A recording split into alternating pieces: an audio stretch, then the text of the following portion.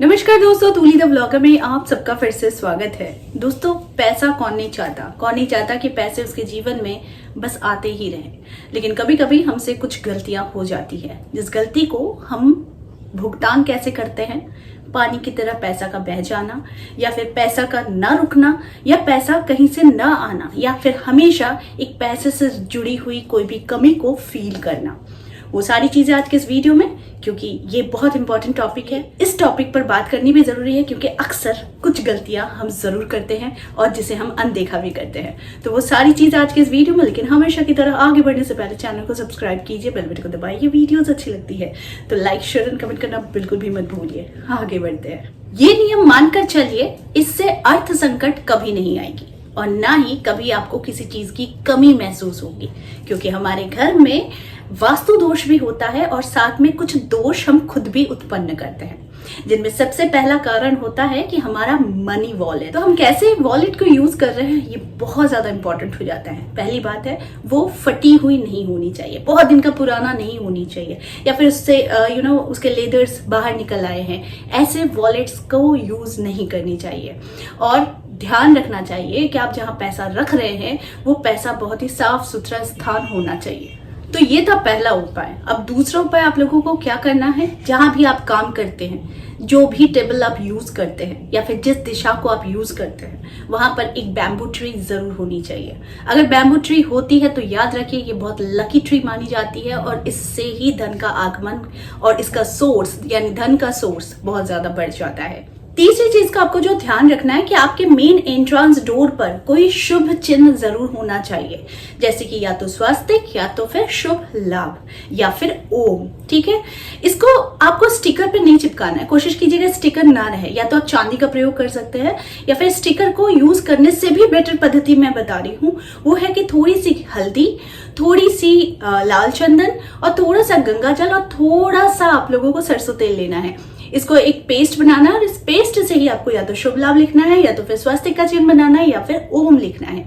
इससे फायदा यह होता है, जब आप ये पेस्ट बनाते हैं तो हल्दी होती है लक्ष्मी की स्वरूप, गंगा जल होता है शुद्धिकरण, लाल कुमकुम होता है कि नजर से बचाता है, जो होता है सरसों तेल वो होता है कि बैड एनर्जीज को अट्रैक्ट कर लेती है, वो आपके घर में प्रवेश तक नहीं करने देती है। तो अगर आप इस पेस्ट को, इन सारी चीजों को मिलाकर, इससे अगर आप अपने उंगली से, रिंग फिंगर से अगर आप शुभ चिन्ह बनाते हैं, तो फिर याद रखिए आपके घर में धन की बरकत होती है, किसी भी तरीके का नेगेटिव एनर्जी होता नहीं है, नजर दोष लगती नहीं है और आपके जीवन में बरकत होने लग जाती है। आपके घर में जो गैस है, जो गैस का चूल्हा है, इसे कोशिश कीजिएगा अग्निकोण में रखने। अग्निकोण कहने का अर्थ है कि दक्षिण पूर्व दिशा, यानी दक्षिण पूर्व की तरफ ही आपका वो ओवन होना चाहिए, यानी गैस चूल्हा होना चाहिए। आपके घर में किचन कहीं भी है, लेकिन आपको ध्यान रखना है कि आपको जो ओवन है उसे आपको सिर्फ अग्निकोण में रखना है, यानी साउथ ईस्ट में ही रखना है। इससे घर की बरकत होती है और अग्नि यानी कि आपको वहीं पर प्रज्वलित करना चाहिए और साथ में आपके जीवन में आ रही सारी बाधाओं को वो नष्ट भी कर देता है, अगर इस दिशा में यानी अग्निकोण में आपके घर का चूल्हा जलता है तो। अब आती हूं मैं अगले बात पर। हमेशा कोशिश कीजिएगा कि किसी को भी आप पैसे दे रहे हैं तो राइट हैंड से ही पैसे दें, क्योंकि राइट हैंड से ये काम का होता है और लेफ्ट हैंड से लेने का काम होता है। अब बहुत सारे लोग हैं जो लेफ्टी होते हैं, लेकिन कोशिश कीजिएगा, अगर आप लेफ्टी है तो ऑब्वियसली आप इस बात का ध्यान नहीं रख सकेंगे, क्योंकि वही आपका कर्म का हाथ होता है। लेकिन अगर मानिए कि आपको अपने पैसे को बचा कर रखना है, तो आपको हमेशा अपने पैसे दाहिने हाथ से ही देना चाहिए, बाएं हाथ से सिर्फ लेने का काम करना चाहिए।